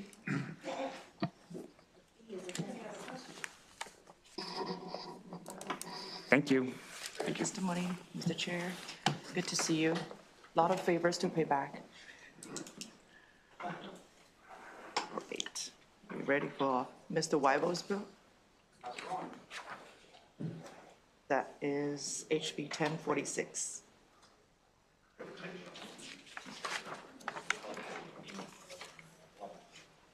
Oh, I'm sorry. Hold on. 1148. My apologies. Delegate Weibel. Yes, thank you, Madam Chair. It's good to be with you and members of the committee, as always. For the record, I am Delegate Weibel presenting House Bill 1148. What the bill attempts to address is an issue within the insurance industry regarding lapses in coverage. The bill simply provides that an insurer may not use a prior lapse in coverage not attributable to losses or claims history as a basis to deny coverage. A property owner, for whatever reason, may choose to self-insure. It might be to perform repairs, it might be for personal beliefs, or it could be for financial reasons. Or a carrier may simply have chosen to exit a line of business and the insured is delayed in finding alternative coverage. None of these scenarios should preclude an individual from obtaining coverage, again, if the denial is for reasons other than loss or claims history. I fully understand denial of coverage due to claims, excessive claims, risk of loss, and insurance fraud. This bill does not offer consumer protections in any of those circumstances, as the language specifically excludes incurred losses or claims history. I'm willing to include language to require an affidavit being signed by the potential insured certifying no losses have been incurred during the period of non-insurance. Coverage should not be denied just because a property owner, for reasons other than loss or claims, chooses to self-insure. Coverage should not be denied simply because a broker took too long to find alternative coverage when a carrier chooses to exit a certain segment of the industry. I did reach out to the Maryland Insurance Administration upon receiving draft language for this legislation. I just received their comments yesterday in regards to the potential need for clarifying language, and I'm certainly willing to work with both the MIA and the insurance industry to develop clarifying language as necessary. The bill is intended to address an issue only within real property or homeowners insurance. It is not intended to apply to auto insurance. If language is also needed to narrow that scope, I'm willing to work on that amendment as well. The American Property Casualty Insurance Association testimony refers to limiting the abilities of companies to underwrite risk based on an insured's history, and they use an example of a home having a fire while uninsured. The bill language is clear that denial of coverage restriction under such a scenario does not apply in that situation. For the fiscal note, the legislation is not anticipated to materially impact state or local government and have a minimal impact on small business. I thank you for your consideration and ask for a favorable report. Thank you, Delegate Weibel. Do we have any questions for the delegate? All right, thank you. Okay, thank you. We have a panel of 2 unfavorables, Nancy Egan and Bob Anton. Is Bob here? No, he's downstairs. Okay, We're still sure. testifying You on will another represent. bill. Sorry. And thank you, everyone. Good afternoon. My name is Nancy Egan. I'm with the American Property Casualty Insurance Association. I submitted a copy of our written testimony. And Delegate Weibel, I appreciate the information about possible amendments to make this focused on just homeowners. However, as the way the bill is currently drafted, it would apply to all sorts of coverage. We're talking about workman's comp. It could be your surety bonds. It could be homeowners. It could be auto. You hear about this often. People go and they get insurance for auto insurance, and then they want to get their tags or their tag renewal, and then a month later they let it lapse. And then when it's time for tag renewal again, they once again get insurance and then let it lapse. We look at those things. We consider these people moral hazards because they chose not to follow the law to keep coverage continuous. We look at those things. Someone that had workman's comp got a job with the state. They then let their workman's comp coverage lapse. And then they want to get workman's comp coverage again when they should have been protecting their employees all along. These are some of the situations why we think this is a serious issue and we should be able to look at lapses in coverage. And for that, I got to put a plug in here. It's my birthday, so I wish you get this an unfavorable report. Thank you. Wow. Thank you and happy birthday. Thank you for taking the Thank time you so to much. testify. Okay, we do have 2 questions. I start with the chair of the Insurance Subcommittee, Delegate Fraser Hidalgo. Thank you. Sorry, hope I didn't button line. So if the sponsor were to clean up the language that you find ambiguous in regards to other types of insurance, would you then be okay and remove your opposition to the bill? I would need to check with my trade association, with all my members, because are you saying to center it only on a homeowner's policy? Yes. Where they let the coverage lapse and do not have coverage in effect? Yeah, you stated that one of your issues was that it seems like it's written to cover a bunch of different policies. If that was removed, then it was only, and it was made clear it was only for homeowners, I guess that's my question to you. I guess one of the questions is that, we have underwriting standards. So you let your policy lapse. You're no longer insured.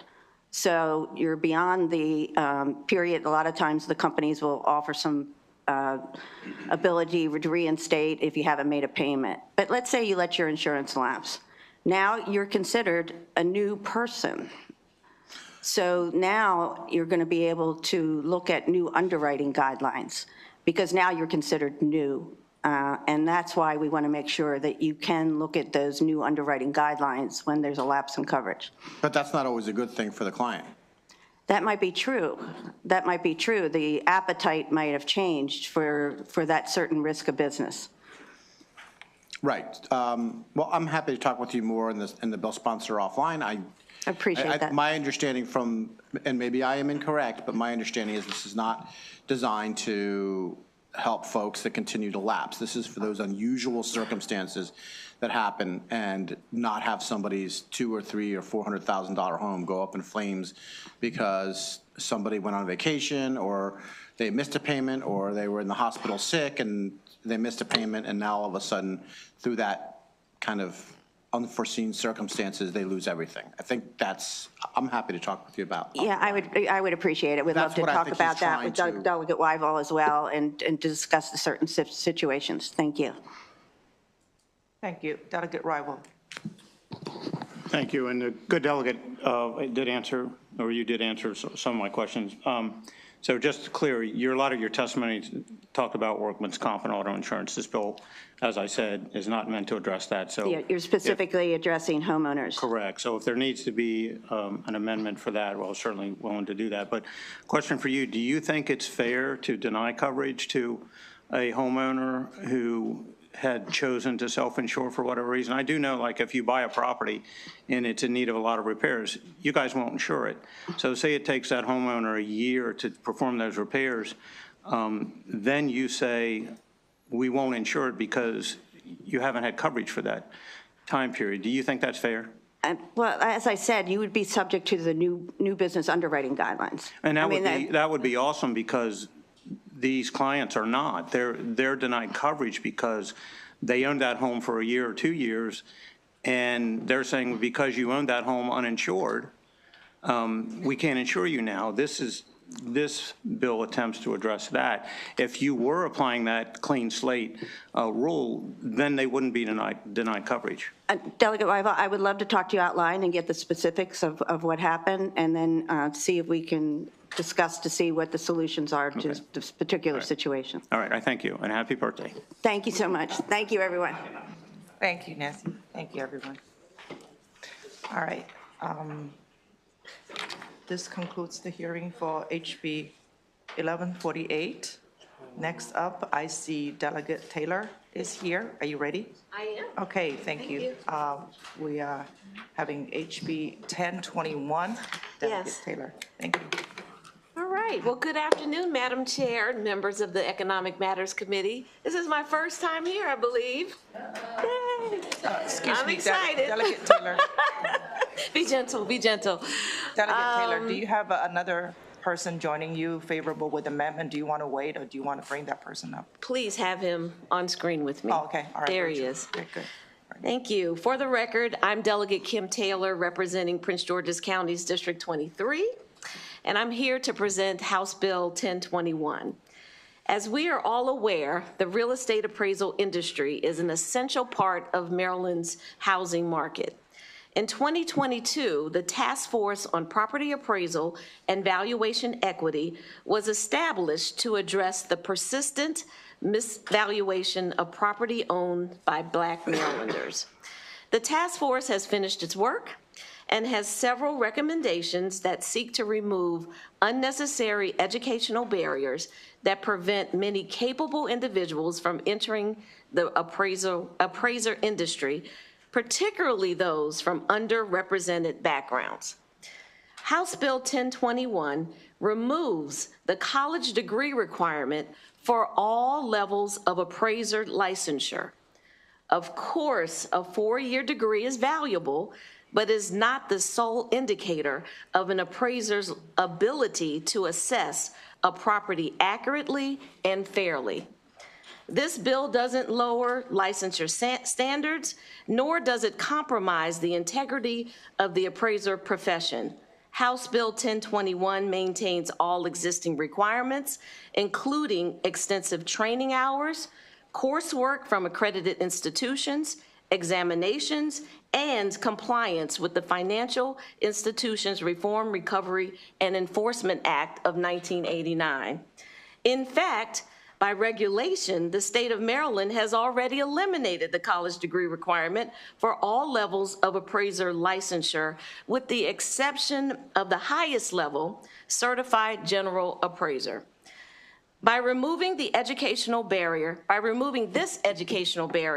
House Bill 1021 promotes workforce diversity by allowing a broader pool of candidates to enter the profession, and expands opportunities for individuals who have been historically underrepresented in this industry. On House Bill 1021, I ask that you vote favorable, and thank you for every single light lit. You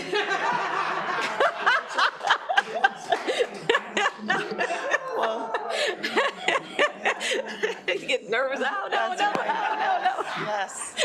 Welcome to ECM. You're so warmly welcomed by the bright lights.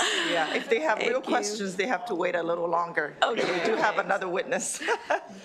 Thank you. Mr. Scott DiBiasio, please go ahead. Good afternoon. I am Scott DiBiasio, and I'm with the Appraisal Institute, the nation's largest organization of professional real estate appraisers. The Appraisal Institute thanks Delegates Taylor and Holmes, both of whom have taken a strong interest in appraisal-related issues over the last several years. We thank them for sponsoring House Bill 1021. We are favorable on this bill with one very simple but very important amendment. As introduced, HB 1021 would prohibit the Commission on Real Estate Appraisers, appraisal management companies, and home inspectors, and the Department of Labor from ever requiring that aspiring appraisers in the state hold a bachelor's degree in order to obtain all three appraiser credentials: licensed residential, certified residential, and certified general. Any requirements imposed by the Commission for an aspiring appraiser to hold a bachelor's degree would be a significant barrier to entry into the profession, a barrier that would disproportionately impact communities that have historically been underrepresented in the profession, including Black, Brown, and Latinx communities. Fortunately, Maryland does not currently require a bachelor's degree for the two residential credentials, licensed residential and certified residential. And we are supportive of a statutory prohibition on the Commission ever being able to impose such college degree requirements as would be enacted by HB 1021. However, Maryland does currently have a requirement for an aspiring appraiser to have a bachelor's degree in order to obtain the certified general real estate appraiser credential, which is the license that is required for an appraiser to value commercial, industrial, and agricultural real estate. The Commission's requirement that a certified general real estate appraiser hold a bachelor's degree is one of several minimum qualifications that are imposed on the state by federal law.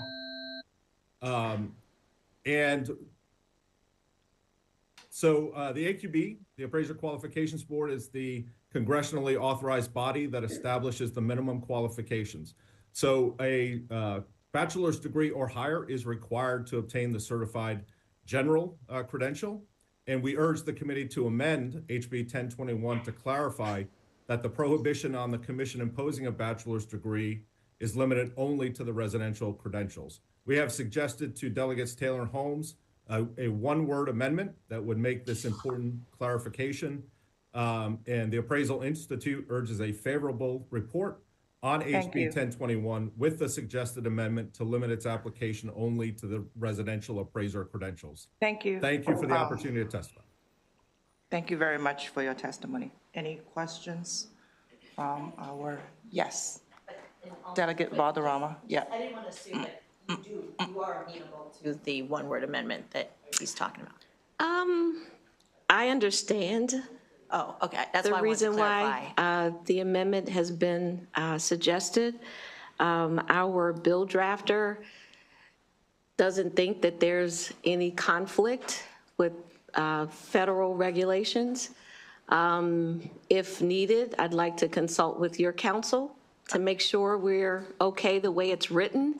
And if we need to add the word residential, we'd be happy to do so. Okay. Thank you. I just wonder if Department of Labor has an opinion on the differences between the two of you. We didn't get the opinion from them. Okay. Yeah. All right, any other questions? Okay, all right, thank you. May I make a note too? The AOB, in short order, will probably remove the qualification for that highest level of appraiser anyway. Really? And what I don't want to do is add the word residential and then have to come back before this body in another year to make that change, to accommodate their change. So that's why I'm asking that we, maybe council and I can get together on it to make sure the way it's written, we are complying with all the federal regulations. Okay, thank you. Or not. Yeah. Okay. Thank you. That concludes the hearing for HB 1021. Thank you. Thank you, Delegate. All right. Last one up, Delegate Waffle, HB 1106. Please bring up your panel. Thank you.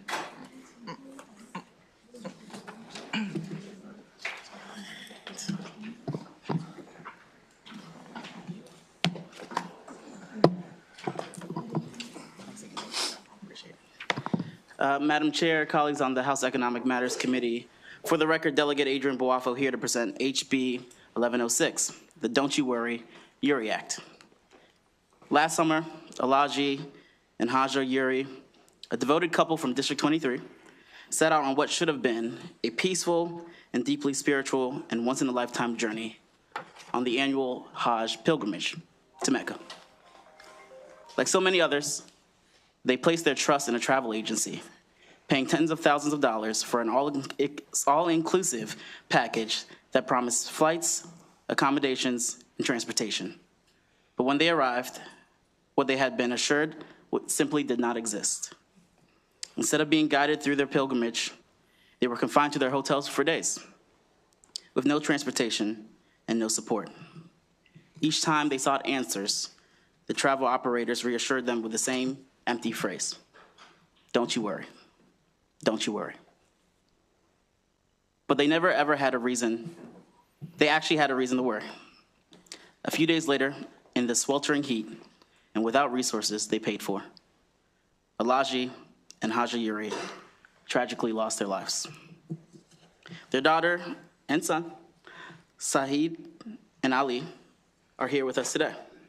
And I want to thank them for their leadership and courage to ensure this happens to no one else. Additionally, I'd like to thank Governor Moore, the staff on the second floor, and the Maryland Department of Labor and the Deputy Secretary who's here with us today for helping us craft HB 1106. The unfortunate reality is that the Yuri family is not alone. Several families over the years have gone through the same issue and have been deceived by various travel operators in the same way, hearing those same words, don't you worry, only to suffer unimaginable loss. Here's what HB 1106 will do. It will require a seller of travel to register with the Department of Labor annually and pay a filing fee of $300. This will also ensure a public list will be available to all Marylanders of those companies in good standing. Also, each seller of travel will file with the Department of Labor proof of professional liability and errors and omission insurance. And lastly, HB 1106 will establish a seller of travel registration fund as a special non-lapsing fund in the Maryland Department of Labor. The Don't You Worry Act honors the memory of Alaji and Haja Yuri and other Marylanders who have been deeply affected. And Madam Chair and colleagues, for those reasons, I urge a favorable report.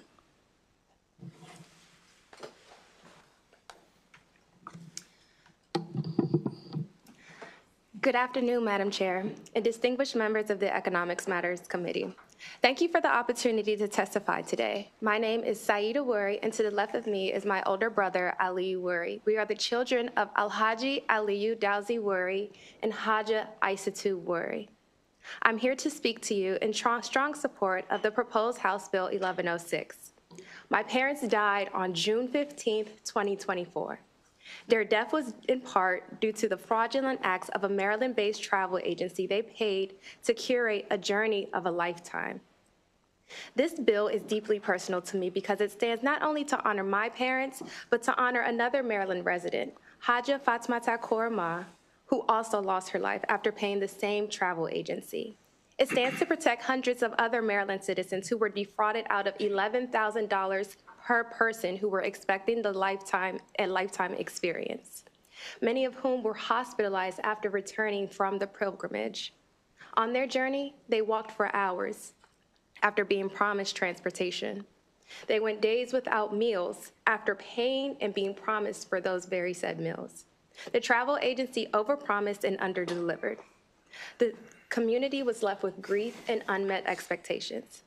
As someone who has experienced the impact of the lack of any measure to protect consumers from fraudulent travel agencies, I can attest the vital need for this bill. My parents weren't the first to have been scammed or misled by a Maryland-based travel company. This has been going on for years and being swept under the rug. It's unfortunate that it took something of this magnitude and the death of Maryland residents to place something in action to protect its citizens. Sadly, they lost their lives, but their deaths now serve a greater purpose. My parents were pillars of this community. Their infectious spirits will live on. This bill will allow them to continue to help the very community where they raised a beautiful family, ensuring that others will not have to go through what we went through. In closing, I urge you to support the Don't You Worry Act. This is for Alhaji Ali Udauzi Worry, for Haja Aisatu Worry, and for Haja Fatmata Korma. Let it be a lasting tribute to their lives lost, but a step forward in making Maryland travel better for its citizens. I thank you for your time and your consideration on this bill. Thank you. Good afternoon, Madam Chair, members of the committee. For the record, my name is Jason Perkins Cohen. I'm the Deputy Secretary here at Maryland Department of Labor. Today I'm testifying in support of House Bill 1106 with the sponsors' amendments. I want to thank Delegate Boafo for his leadership on this very important issue. Look, I can't offer any testimony as powerful as what you just heard about why this bill is so important. I just want to make clear that without this bill, the department has no ability, no authority to oversee the industry at all, which is why the bill is so important. And given the testimony you've just heard, I think we see a reason to make a change. The legislation requires certain providers of travel services to register with the department, provide evidence of financial security, to safeguard consumers and produce greater accountability and safety within the industry. The department shares the Delegate Boafo's sense of urgency to protect Marylanders from bad actors, looks forward to working with the committee to make any adjustments necessary to make this bill a reality. And with that, I respectfully request a favorable report from the committee on House Bill 1106. Happy to answer any questions. Well, first of all, I just want to thank you, and especially to the brother and sister, Ms. Worry, we first want to extend our deepest condolences and appreciation for your courage to tell your parents' story. I actually heard the recount of that journey of some of the victims who survived or who families of victims who didn't, about those shady practices that led to some horrible tragedies for people who migrate for once in a lifetime opportunity to worship in Mecca. I think probably NPR or something has some extensive reporting. So thank you for telling the story, and thank you, the delegate, for bringing up the bill. I want to turn over to see if my colleagues have any questions. Yeah. Oh, sorry. Delegate Embry, please. Thank you. I also want to reiterate my condolences to the family and thank you for your bravery. I know it's difficult, but I also just want to say that, you know, taking this tragedy and being here and fighting to make sure that this pain is not felt by anyone else, that's strong, that's bravery, and I know your parents are looking down, very proud of you, so I just want to say that. And Delegate Boafo, thank you so much for bringing this bill forward. It's really important. I just want to get more clarity. I know there is, I'm trying to understand the purpose or how there's a fiscal note on the bill. Just want to get, I'm trying, if there's a fee being paid, I'm trying to understand, like, where is that coming from? If you've had an opportunity to talk to the department, just to make sure that we're clear, because I know that the fiscal notes this year have been a little kind of all over the place and wonky. I just want to make sure for the record we have a clarity on where that comes from. Yeah, thank you for the question, Delegate. The Department of Labor and my office have worked really closely, and this morning this committee should have received the reprints and the amendments for the bill. which strike the provisions that kind of would have driven that fiscal note as high as it initially was. And so we believe that once scored again, there'll be a lower fiscal note for the bill. And Madam Chair, since I'm not seeing any more questions, can I take a point of personal privilege and just acknowledge the families who have been affected and ask them to stand up, since I know a lot of them are actually here today. Absolutely. Please. Thank you.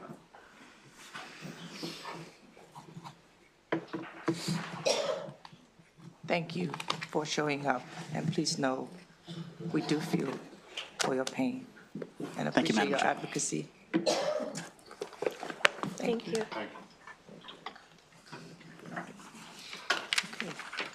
This concludes the hearing of this bill and hearing for today, ECM. Thank you, everyone.